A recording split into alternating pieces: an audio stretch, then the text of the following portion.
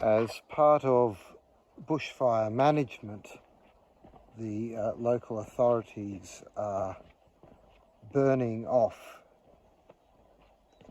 here in the bush about 60 kilometres from where we live, and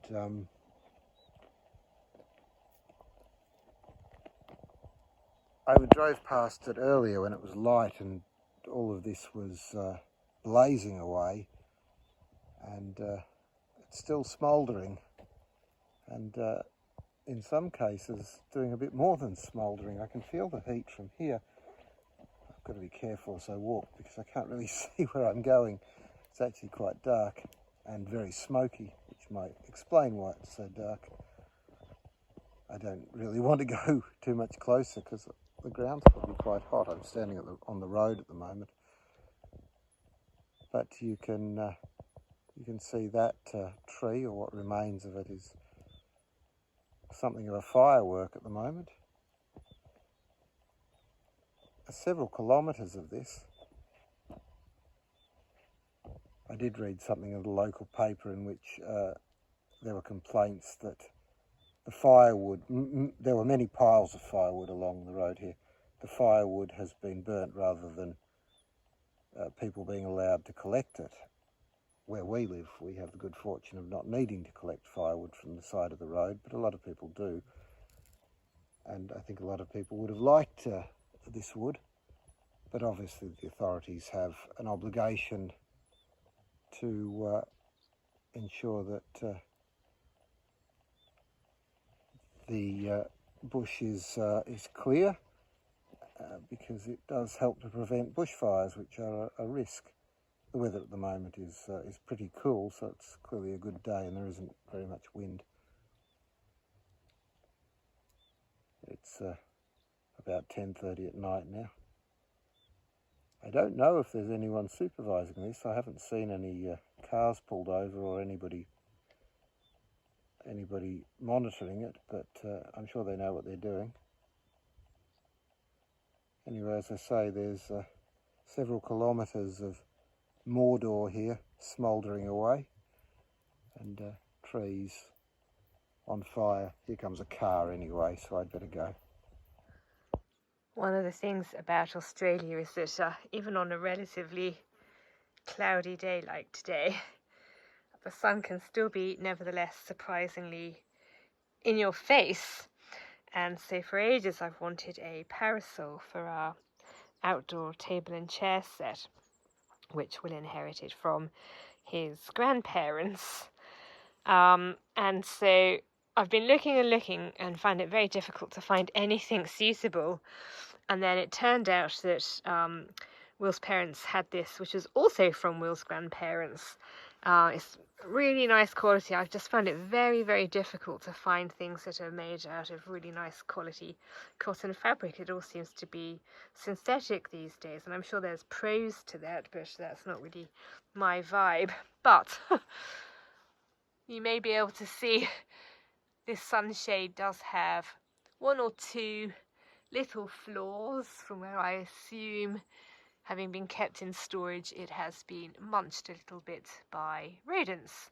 So when I was in town last week, I picked up for myself a little bit of outdoor fabric, and what I'm going to do now is patch the parasol. I took inspiration from the king.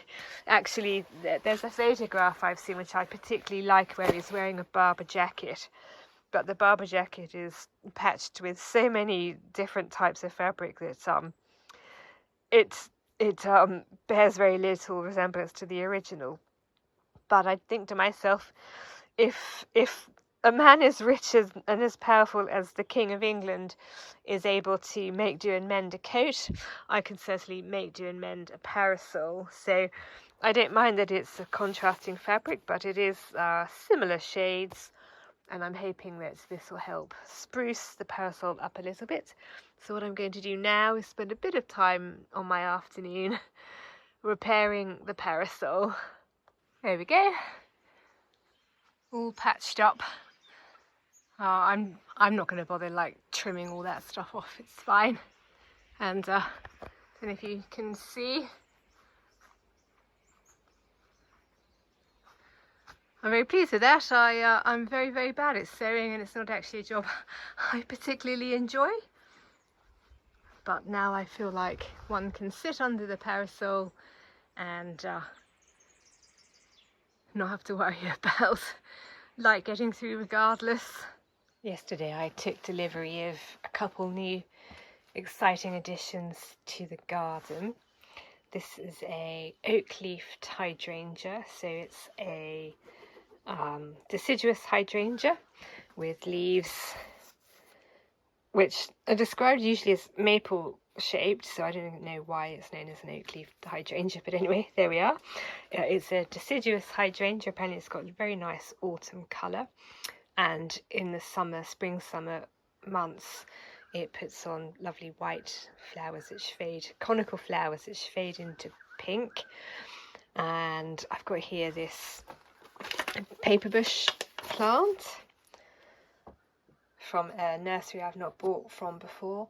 In the scheme of things, these are actually quite expensive plants, this one in particular, but sometimes you've just got to bite the bullet. So I'm going to take, I hope, especially good care of these. I'd be very upset if these get munched by the wallabies. The thing I like about this plant is that in the winter time it puts on these lovely fragrant flowers on bare stems, and I'm trying to sort of up the garden interest all year round. Now this plant, the hydrangea, I am going to be putting here in this existing rock-lined bed. There's a cotoneaster here. It's not a plant I enjoy, but the parrots love the berries, and it does have quite nice autumn colour. And sadly, this tree, I think this winter is going to have to go. I don't know if you can see, but it's really not healthy anymore. And not everything lasts forever, so this will be a nice spot for the hydrangea, which will grow to about maximum 2 meters high, 2 meters wide, so it'll fill this space nicely. So what I have to do before that is dig this over, and the edgeworthia, the paperbush,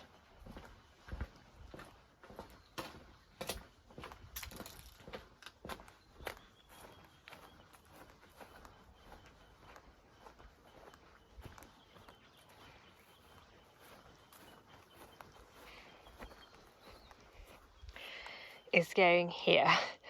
So this is the first plant I've bought for the new triangle bed, and so as you can see, again, I'm going to have to dig this one over before I can plant it out.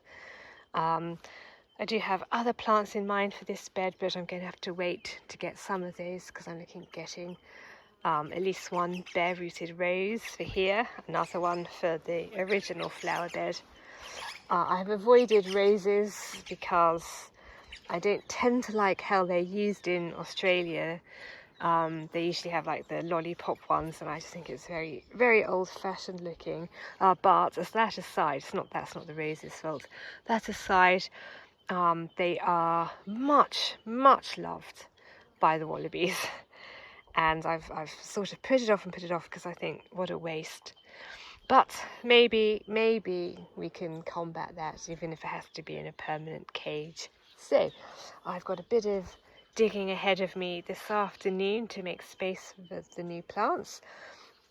I'm not going to bore you with that, but I thought I would show you, just in case you're interested in the latest developments that are happening in the formal garden. You may know that we have quite a lot of cockatoos, sulphur-crested cockatoos at the house. There is, or around the house. There's one up there. There's several up there. And you might be able to see that they are bits of foliage raining down, because what they do is prune the tree of its blossoms, presumably because they want to eat part of it, but we're not quite sure. Anyway, the result is this carpet of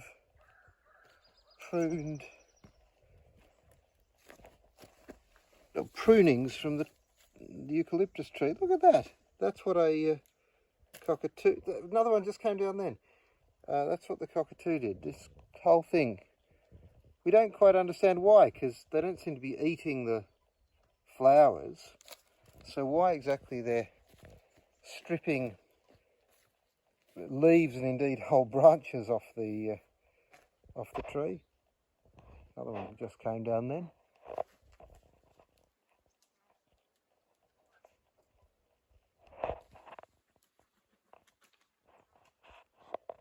They're quite well camouflaged, but you might be able to see them. Tell them about the opportunity this has presented, they will. Oh well, do you want to talk about your new rake and how you came to acquire it? Yeah, because you bought it. Well, there we go. I bought it as a Christmas present. It was a second-hand rake. I was in my favourite second-hand shop and found this rake, minus the handle, which was completely rusted, but I thought that's a really well-made... A bit of branch just hit me there. It's a really well-made rake, quite old, so I cleaned it up.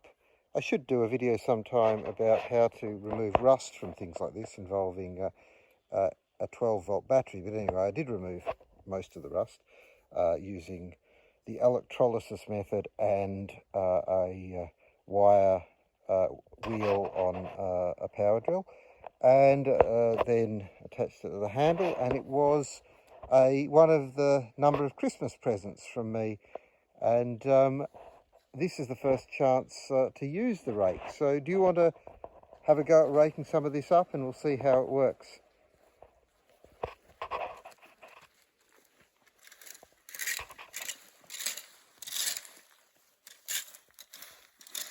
What's your verdict? That's very nice. Lovely rake action, I think.